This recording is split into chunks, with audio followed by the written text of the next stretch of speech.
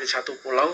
Ketika terdampar, beliau bertemu dengan sesosok makhluk yang bulunya itu sampai menutupi mata, menutupi mulut, badannya bulu semua, satu badan itu bulu semua.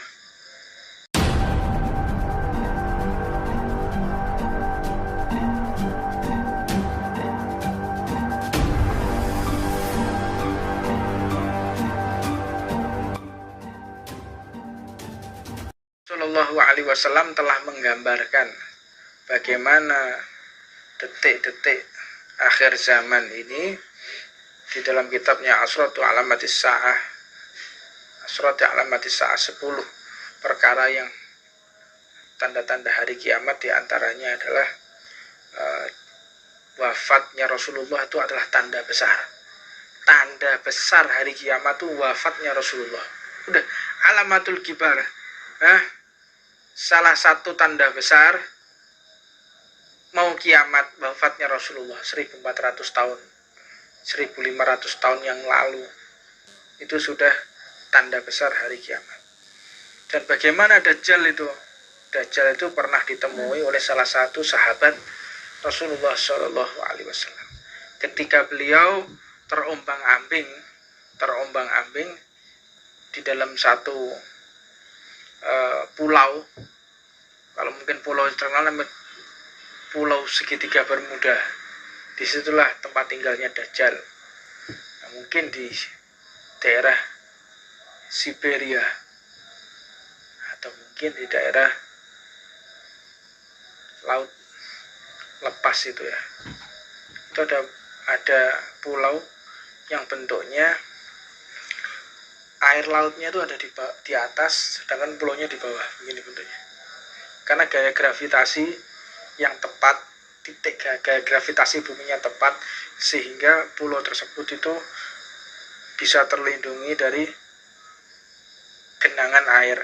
Air itu kan bisa jatuh karena apa? Karena ada gravitasi, dan gravitasinya itu tepat di titik tersebut. Wallahu a'lam. Ini ada beberapa orang yang menceritakan demikian. Walhasil akhirnya ketika sahabat ini terdampar di satu pulau, ketika terdampar beliau bertemu dengan sesosok makhluk yang bulunya itu sampai menutupi mata, menutupi mulut, badannya bulu semua, satu badan itu bulu semua, tangan-tangannya semua bulu semua, tertutup. Kalau mau ngomong buka dulu, kalau mau ngelihat dibuka gini ya.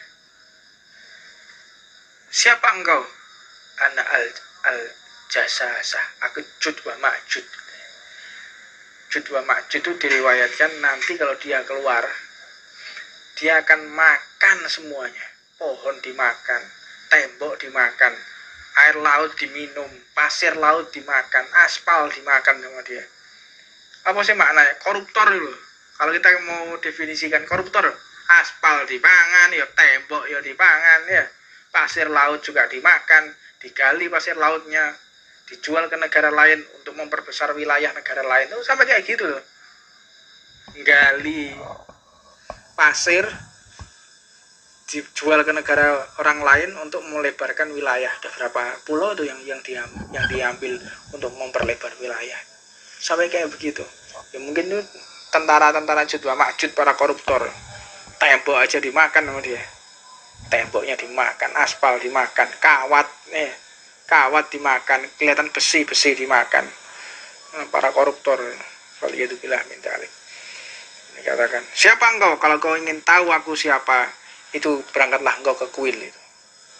Ke kuil itu engkau ke sana. Jalan akhirnya. Siapa yang ada dalam, kamu tanya aja. Orang dalam kuil itu adalah kepala kami, ketua kami. Maka akhirnya beliau pun, sahabatnya Rasulullah ini menuju ke kuil. Ketika menuju ke kuil, dan ini pun disampaikan oleh Rasulullah ketika dalam satu khutbahnya. Nabi Muhammad menyampaikan cerita ini. Jadi sahabat ini akhirnya bertemu dengan seseorang yang lagi dirantai. Dirantai posisinya seperti ini. Dirantai kayak gini. Rantai begini kakinya sama sini. Dan jangan juga kalian duduk tuh kayak begini. Jangan duduk begini. Orang duduk begini ini duduknya orang yang akan diazab di neraka. Orang duduk begini nih. Iki jare wong Jawa ono ngalup. Ngalup, duduk ngalup mati tok gak ngalup dimurkai oleh Allah. Orang duduk begini nih. Ini duduknya orang yang ngantri mau ditendang sama malaikat masuk ke neraka. Duduknya kayak begini semua. Paling enak emang ya. Lungguh kayak gini. Ya itu lungguh emang diazab di neraka modelnya kayak ngono. Kayak gini. Dan juga jangan sekali-kali kita begini. Jangan begini. Kenapa begini nih? Pernah Rasulullah itu berdoa, ya Allah, jadikan salah satu Umar untuk engkau dapatkan hidayah. Yang pertama yang dipilih adalah Umar. Siapa? Abu Jahal. Abu Jahal jenenge Umar. Maka ketika hidayah masuk, kebetulan Abu Jahal tangannya begini. Keluar lagi hidayah, akhirnya masuk kepada Sayyidina Umar bin Khattab. Padahal yang pertama kali dipilih untuk mendapatkan hidayah oleh Allah adalah Abu Jahal tadi. Maka keluar masuk ke dalam Umar bin Khattab. Makanya jangan seperti ini. Wis ngene lho, gue ngene mana? Double lagi malan. Membuat orang akhirnya tidak dapat hidayah. Enggak ngerti. Faliyatubillah min dalik. Dan akhirnya melihat orang yang lagi makan, rantainya dimakan,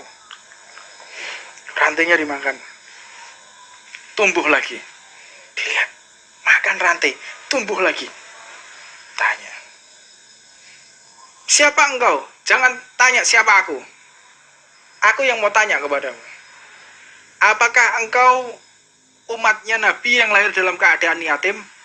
Ya. Apakah Nabi tersebut sudah lahir dalam keadaan yatim? Ya. Apakah Nabi itu lahir di Arab, bangsa Arab, dari orang Arab? Ya. Lahirnya di Mekah? Iya, betul. Apakah dia diusir dari Mekah sehingga hijrah ke Madinah? Iya, betul. Berarti telah sampai saatnya aku keluar dari ikatanku ini. Siapa engkau? Ana Al-Masih. Al-Masih siapa? Ana Dajjal. Aku Dajjal. Sebentar lagi saya akan keluar. Sebentar lagi saya akan makan terus. Sudah saatnya saya mau keluar. Tambah semangat dia makan. Dia makan rantai tadi. Rantai tadi kenapa bisa kembali lagi? Karena ada suara azan. Suara azan. Maka rantai tadi itu kembali lagi. Allah ini sudah mengatur waktu sholat di seluruh bumi ini. Orang azan itu setiap 5 menit sampai keliling bumi, azan tidak berhenti. Waktu sholat itu. Makanya jangan kita menyepikan masjid dari azan. Masjid ditutup. Ya, tidak apa-apa ditutup karena ada wabah. Tapi muadzinnya jangan ikut libur. Muadzinnya jangan ikut libur untuk tidak azan. Anda telah membuka peluang agar rantai ini akan semakin cepat terputusnya, akhirnya Dajjal keluar. Ini salah satu cara kaum satanis Freemason untuk membebaskan Dajjal. Bagaimana caranya masjid ditutup dan muadzinnya juga tidak boleh masuk masjid. Sak muadzinnya ikut libur, akhirnya nggak azan. Kalau sudah muadzinnya nggak ada azan itu sudah dihentikan, siap-siaplah Dajjal akan keluar. Kalau selama ada azan, nggak akan keluar yang namanya Dajjal, tidak akan keluar. Dajjal itu nggak akan keluar. Kalau masih ada azan, nggak bisa. Nah ini mulai nih, masjid ditutup, muadzinnya libur lagi mana? Muadzinnya di warung kopi, muadzinnya di warung kopi, muadzinnya di rumah, lagi nonton TV berita corona. Muadzinnya waktunya azan di musola, waktunya azan di masjid, tambah di depan TV, cari berita berapa orang yang mati ya virus ini ya. Sudah ada, kita sudah tahu bahayanya virus itu bagaimana. Bahaya kan? Bahaya. Cara mengatasinya gimana? Social distancing. Gimana cara mengatasinya? Kita tidak boleh banyak kumpul. Gimana cara mengatasinya? Kita harus cuci tangan. Sudah cukup, nggak perlu kita update tiap hari. Tiap hari update cari tahu berapa orang yang mati ya. Yang kena siapa aja. Tok ngene nggonmu wong piro sing mati? Nggonmu ono sing PDP apa ODP? DP kredit lho, DP lunas ono. Sepeda motormu DP, ODP, PDP ruwet ae. Ada apa ruwet itu? Orang DP, PDP saya PSBB, apa PSBB segala macam iki. Wis aja ruwet istilahnya. Udah di rumah. Dan di rumah gunakan untuk taat, gunakan untuk ngaji, gunakan untuk ibadah. Kalau udah sumpek lari, emang keluar dari rumah, pakai training, pakai sepatu lari keliling, lari sudah dewean melayu kan. Sumpek. Jangan kita sumpek dipikir. Tambah stres nanti. Kalau kita stres ada masalah. Gimana caranya fisik itu harus juga capek. Kalau fisik kita bagus, kita mikir rusak otak kita. Jadi cara untuk menurunkan stres itu kalian harus olahraga. Itu cara menurunkan stres. Keluarkan energi dalam tubuh buat lari, aktivitas apa keluar sudah. Melayu males melayu. Males kesel panas. Terus apa? Sempuh wis ben ngene wae, tambah edan sampean wis we. Tambah gendeng. Nah, akhirnya kalau kita sudah tahu bahayanya Covid, bahayanya corona seperti apa, udah bahaya sekali. Ya sudah, wes cukup gitu loh. Wes sudah bahaya. Gak perlu kita update tiap hari. Saya mati. Oh, tonggone Mbak iki. Oh iya, eling aku main kene iku. Tahu peduan aku. Kira-kira kapan ya terakhir peduan aku? Jojo aku yo kena corona pisan. Mati akhirnya sampean. Sampean ikut mati akhirnya. Bukan mati kena corona, mati stres, mati ngenes. Akhirnya karu-karuan.